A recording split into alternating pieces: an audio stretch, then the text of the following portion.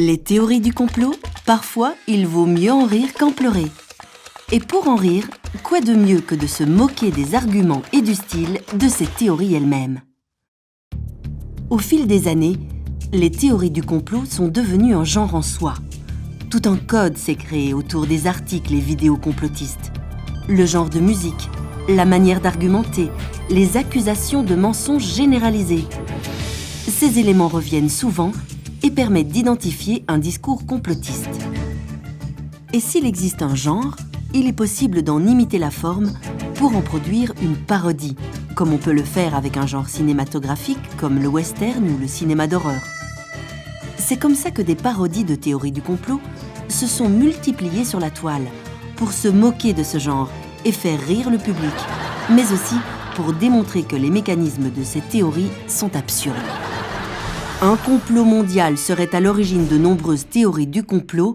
Voilà un titre du site d'information parodique Le Gorafi, qui se moque par l'absurde des théories du complot et de leur manière d'argumenter.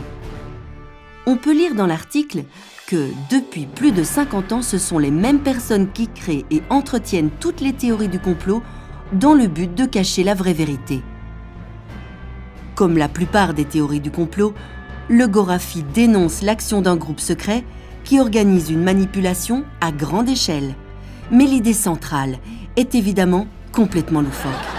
Elle apparaît comme invraisemblable parce que personne n'imagine que les théories du complot sont elles-mêmes des éléments d'un vaste complot. Le complot est le titre d'une série de capsules produites par Canal+, qui se moque des mécanismes argumentatifs de ces théories. L'idée est de démontrer que l'on peut faire coïncider tout avec n'importe quoi, pour peu que l'on cherche à mettre en lien deux éléments. Voici un extrait de la série Le Complot. Le pire, c'est Alice au pays des merveilles. Alice fume le narguilé, mange des champignons hallucinogènes et se remplit le nez de cocaïne. Et ça ne choque personne. Et dans Le Roi Lion, Mufasa demande à Simba de regarder les étoiles. Quand on les relit, ça donne quoi? Eh oui, une feuille de cannabis. Mufasa, c'est en plus l'anagramme de Fuma. Coïncidence? Je ne crois pas.